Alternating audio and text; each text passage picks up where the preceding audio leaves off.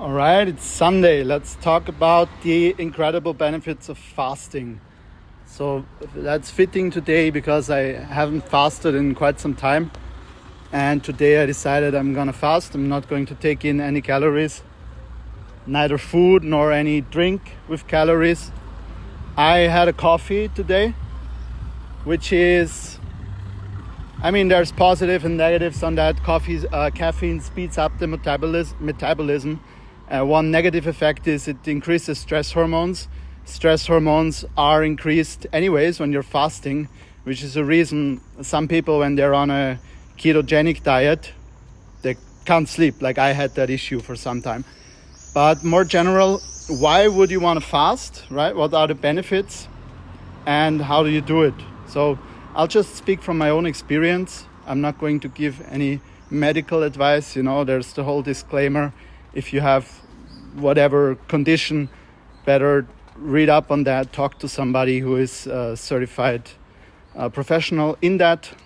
Just saying that, me personally, I don't talk to a certified professional when I make health decisions, most health decisions, when I can assess myself, but that's how I do it. You have to decide for yourself how you approach that. So the benefits, really the biggest ones are, for me, I had increased energy just from doing it. And over the years, I've experimented with a lot of different fasting protocols. You have, to just give you an overview, you have intermittent fasting, which is basically you have a feeding window, and that means don't snack in the evening, right? And even have an earlier dinner in the evening. And big proponents of that are, for example, Brian Johnson with the Y, Brian Johnson, the Zero Movement guy. He's also an ex. And he has tracked meticulously how not having a late dinner, skipping dinner, eating sooner in the day. I think he eats his last meal at 3 p.m. even. So he has a more extreme, a longer fasting window. How that positively impacts his resting heart rate at night, right? And that's one thing, that's intermittent fasting, but you don't have to start with such an intense window, right? If you want to experiment, you can just stop eating food sooner in the evening, right? So you can stop eating food, let's say, if you usually have a late snack at 9 p.m. or even 10 p.m., well, you can try stopping having your last meal at 8 or even at 7 if you can manage to do that. Or you can switch. Even one thing that's going to help is to not eat anything that is heavy on your digestion in the evening, right? But we're talking about fasting, so that's one thing you can try, which is intermittent fasting. Some people, they like to fast in the morning, right? Then they do exercise. I usually do my morning exercise in a fasted state. I don't eat before I do exercise. But people are different. Some people, for them, it's not so good to do that. So you've got to experiment, basically. For me, it's fine doing that. Oh, let's take this secret pathway here into the green environment. So that's one, is intermittent fasting. Then you have water fasting. And there's different, what they call fasting, right? And let's take, for example, juice fasting, because that was really trendy. There was like the Juice Master, and there's this whatever hip kind of, what do you call it? Like a place you go to do a juice fast, and it was really popular with like all these celebrities. And you can do juice fasting. I've got a what do you call it? The thing that squeezes the juice, the juicer, right? I've got a juicer, and like a slow juicer, right? That doesn't. And yeah, let's not get into juicing, but juicing is also a way that you can kind of approach fasting, at least, because you're not having any solid food in your stomach. So like your digestive system, it can kind of regenerate, get rid of some gunk that's in there, and has some benefits there. So it's not really fasting though, I would say. And then you can do water fasting, which is you just drink water. You don't have anything. So I think the longest thing that I've done was a 3-day, 72-hour dry fast, which is, I don't recommend doing dry fasts. If somebody does a dry fast and they have whatever issues. It wasn't me that recommended that, you know. I was just sharing my experience, right? But dry fasting is interesting. There's literature on that. So basically what fasting does is it triggers autophagy in your body. So your body starts to eat itself. That sounds really horrible. You're like, no, I don't want that. You know, I want to eat other things. But actually it's a very positive thing, because like in your body there's cells, and cells age and they need to be replaced. So if you're always eating, you know, you never stop, then your body is kind of overloaded, right? There's so much new stuff coming in, and digestion takes up a tremendous amount of energy. So there's so much new stuff coming in that your body doesn't even have the chance to get rid of old cells, of cells that aren't working so well. And this can have negative implications for your metabolism. Metabolism is a fancy word for saying how your body takes energy from nutrition, also from oxygen, right? And produces energy from those parts so that you can use it for mental work or for physical work. You can improve your metabolism by dialing in your diet, or also by fasting. Because when you're fasting, you enter this very interesting autophagy state, which is your body is cannibalizing cells that are no longer in their ideal state of functioning. And this is kind of refreshing. It's a renewment of your body, and it even affects the brain. Like fasting increases neuroplasticity, which is your brain's ability to create new patterns and to learn new things, to kind of remodel itself, right? And fasting apparently helps with that, which is crazy. And it affects the whole body, like organs, affects the brain. It's pretty crazy. And one thing when you do dry fasting is, because that's a more extreme kind of fasting, it basically triggers the autophagy faster than a regular water fast. So the most intense thing that I did was like this 72-hour dry fast, which is not that bad, you know. It's kind of weird. The first time I did it, I was reading on the internet, people were like, you know, you can die doing that. And I was like, really, you know? But I tried it anyways, and I was fine, you know. First day, pretty thirsty. I have my ring, I measure my sleep, so I still have the data from that. And over the years, I've done that like 4 or 5 times, maybe, like a 3-day dry fast. And it was fine. I haven't done it in some time, didn't feel like doing that. Maybe I'll pick it up again, right? But yeah, first night, really thirsty, but then even the thirst goes away. It's strange. You think you cannot, if you've never fasted, you think, I cannot survive without food, you know, but you can, and it's not horrible, right? There's a transition period if you start your fast, and this has to do with what your body is used to. There's a word that is called metabolic flexibility.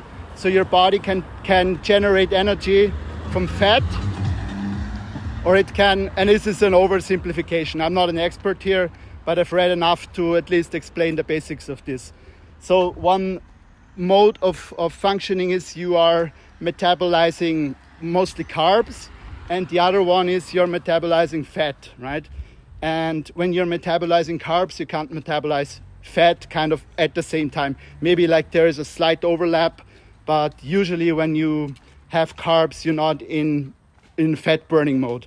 That's a reason also if you eat a lot of carbs all the time, it's easier to get fat. Another reason is insulin resistance, which is a bit more complex, but basically eating a lot of carbs and your body not being able to store that to use that properly, eating a lot of sugars especially, it's gonna kind of confuse your body, and your body gets more hungry. And which is a very interesting thing, sugar is extremely volatile. If you would have pure sugar in your blood, you're gonna die. It reacts with everything. It's crazy. So the body, it has to pull the sugar out of the blood, right? It has to pull it out, and insulin is the way it does that. And if you eat too much sugar, body gets out of balance basically, and it stores that sugar as fat, right? So there's a very complex connection going on, And this is interesting to research for people who have a surplus of weight. They're not happy with their body weight. They have trouble losing weight. That's one way to approach it, looking at carbs, right? I'm not saying do a keto diet, there's different opinions on that. I do well on a low carb diet. I've tried a carnivore diet, which was like Jordan Peterson, big proponent. I think he stopped now, or I'm not sure. Or his daughter, she was on the carnivore diet. He calls it the lion diet. It's very flashy. Like I talked about in a previous live, I was like, yeah, I need these flashy words, these solutions for people to latch on to extreme. If something is extreme, people, they perk up. They're like, oh, is there something interesting? Creates controversy. A lot of people look into that then. I've had a good experience with carnivore diet, right? I had felt physically very strong. I felt mentally clearer. I was more productive. But it also kind of screwed with my sleep. Like I said before, if you're in fat burning and if you're fasting, if you have no carbs, it can change the what do you call it, the amount of cortisol you have in your system, right? Because your body is like, it's kind of freaking out because there's no carbs. Brain needs carbs, needs to produce that on its own. Body produces its own glucose from fat. I didn't know that. For the brain, apparently the body can even create its own water if you are dry fasting. I don't know if that's true, but the body can do quite a few amazing things. So what you do when you're fasting, longest I've done, like I said, the 3-day dry fast, and then after that I had a 7-day water fast. So in total I was like, 10 days, 12 days, something like that. And in the beginning of a fast, you have a transition period where your body's like, oh shit, there's no food that I'm used to, right? And here the metabolic flexibility plays a big part in how you experience that transition. Everybody's different, every body, right? And some people, they might have more metabolic flexibility, others not so much, but you can also train that. You can also train that through fasting, for example, or through having periods in your life where you eat fewer carbs. There are some people that say if you live completely keto, then you can actually lose metabolic flexibility. So it's not so smart to completely cut all the carbs all the time. At the same time, there's research like Dr. Eid. She's a not a psychologist, a psychiatrist working with people with mental disorders, depression, schizophrenia, and she has a body of work, and she's looked at people that have treated their depression by cutting certain foods from their diet. And her most extreme diet that she advocates, and she's a practicing doctor, right? And the most extreme diet she advocates is the carnivore diet. So there's a lot of interesting stuff going on there. I'm not going to go too much into that. What I wanted to say is when you start fasting, you're going to have a shift in your body. If you're used to eating a lot of carbs, it can be hard. It can be like you can get like stomach ache or feel like kind of weird, or you have a huge crash in your energy.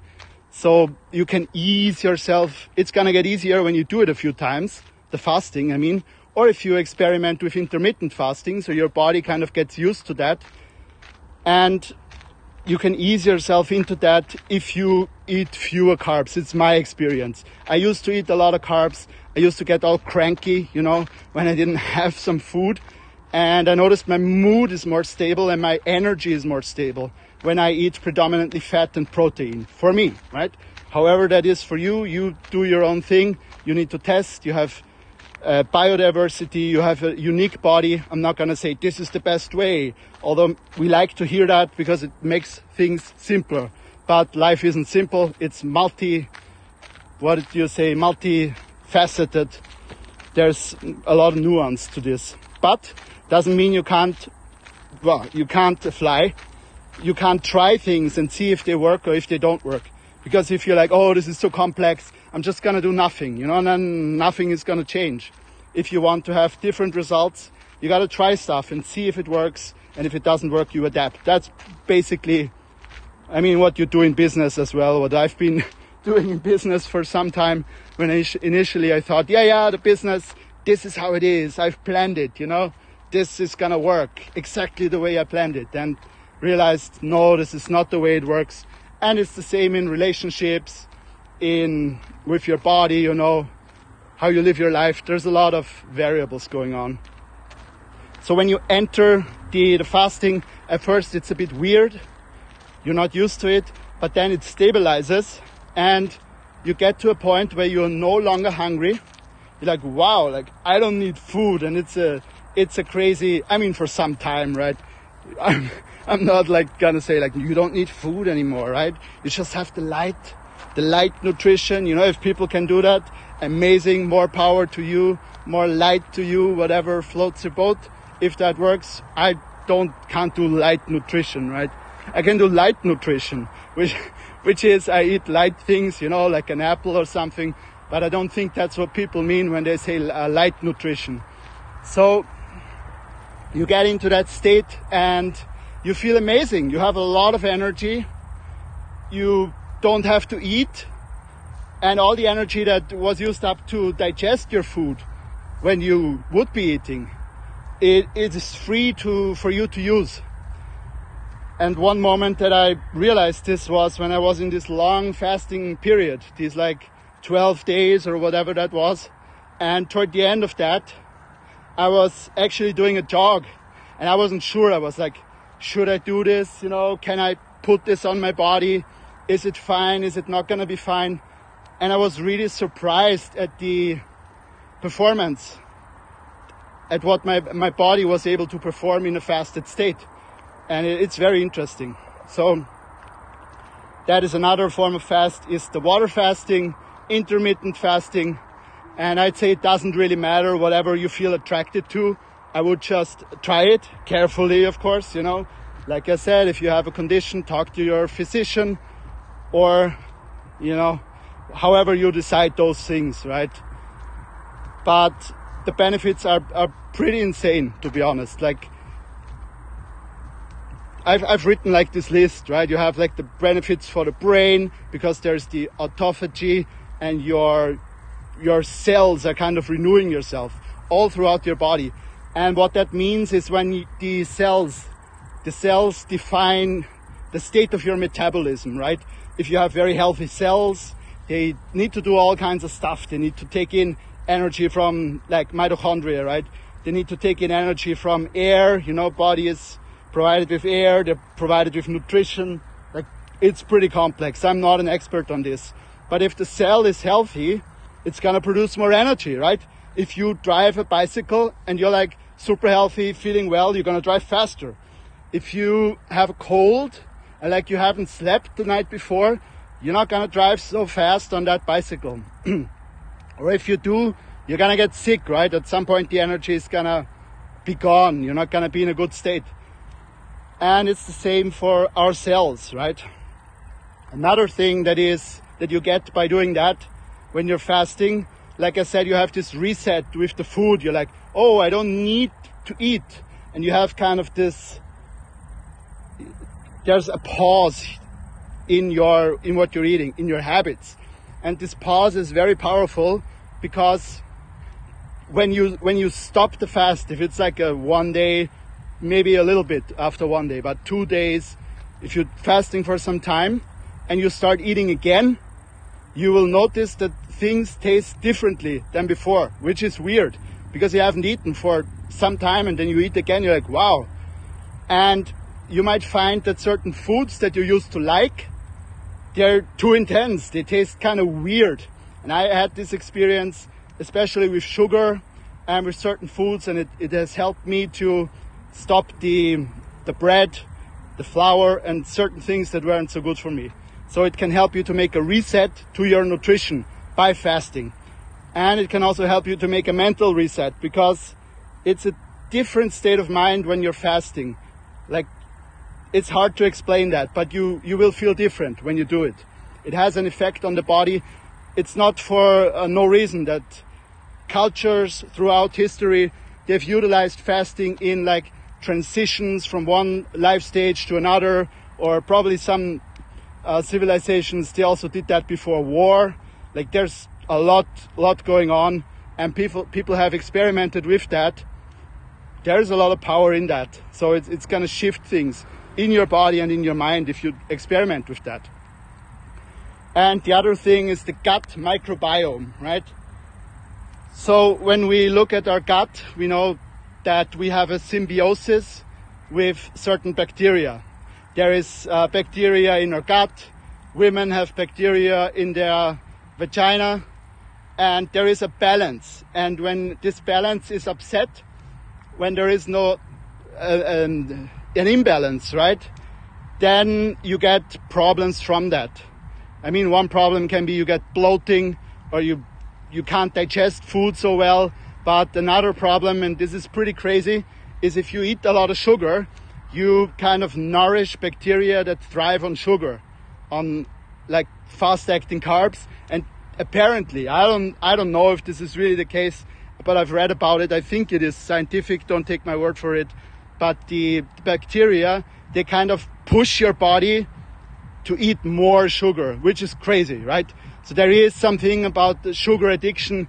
It's not for no reason that people say sugar addiction is like cocaine, right? And children are like, oh my God, right? There is something to that. Sugar can be quite a drug, especially if you drink it, right? Don't drink sugar, very bad. So the gut microbiome, what it does is it is responsible your what is it called? The intestines, whatever, some part of the intestines. I'm not a medical doctor, right? But some part of the intestines, they actually produce what is it called? Serotonin, right? And serotonin, I hope I'm getting this right, serotonin and melatonin are connected. You need serotonin, and that then gets kind of metabolized, I don't know if that's the right word, into melatonin. Serotonin is kind of like a feel-good hormone, you can say, very simply put, and melatonin helps you fall asleep. So if you're depressed, or you've talked to a person who has been depressed, if you're depressed for some time, usually your sleep cycles are fucked, right? And there is a connection there, and it can be, this whole thing might be connected to your gut microbiome. So it turns out that your gut microbiome, the relationship of the bacteria in your gut, micro probably because they're small, the bacteria, right? That's how I explain it in my mind. So if that is out of whack, your mood is going to be out of whack.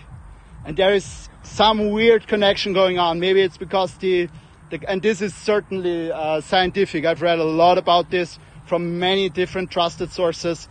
You can check it out on the internet. The gut microbiome affects your mood in a big way. And when you are fasting, you can basically reset that gut microbiome. Of course, if after the fast you're like, phew, that was a nice fast, and like, let's get a Coke, and you slurp that down and then you have an ice cream. Yeah, that's not a good way to break a fast, by the way, right? But yeah, the benefits are pretty intense from fasting. So that's basically what I wanted to share today. That if you haven't tried fasting, it's really amazing for increasing your energy, mental clarity, your mood. I think those are the main things. And your health. I mean, it's good for health. There's a lot of research on that as well. And it's basically an experience where you're going to find that the dependency that you thought you had on food, it's not that bad. You have more freedom to not go like, oh no, now I need to eat. And it might increase your metabolic flexibility because your body learns how to live off of fat which is stored in your body. Hopefully you've got some whatever, what you call it, like some fat stored in your body. If you wouldn't have any fat stored in your body, then fasting, of course, could be very harmful. And there's issues with breaking fasting. Of course, if you have a long fast, then the longer the fast is, the more careful you need to be. Like if you look at history accounts of people that were in concentration camps or people during, what is it called, when there is no food available for a long time, and then they gorge on food. It can actually kill you, right? That's not going to happen after one day or even after a week-long fast, but it's certainly something that's worth looking into, how to break a fast after you start one. But the easiest, I had to pop that ball back there, but the easiest thing to do is intermittent fasting, or like I did today, like 1 day of no eating. Don't have a coffee, that wasn't a good idea. Again, I worked all day. In some things, I'm not a good example, you know. Don't do your Sundays like me. Don't drink coffee on a Sunday and work all day and do fasting. But still, the body is extremely resilient, and fasting is a positive thing. Of course, you got to test what works for me, what doesn't work for me. And then you can, like in science, you know, what's good science? Hypothesis, and then you test the hypothesis. That's how I would approach health. That's how I would approach self-development, right? Because we all want to have this kind of guru, this perfect strategy, the lion's diet, you know, you feel like a lion. If you're a woman, you feel like a lioness, right? It's very attractive. But in the end, you know, maybe it doesn't work for you. You got to try it though. If you never try it, then you don't know. Yeah, so that's my rant today on this topic, what I wanted to leave you with. I hope you got some interesting ideas. Maybe you feel like trying fasting. Just see what's good for you. See where you might want to lean into, what you feel attracted to. Maybe it's intermittent fasting. Maybe it's, no, I want to have 1 day, I'm not going to eat anything.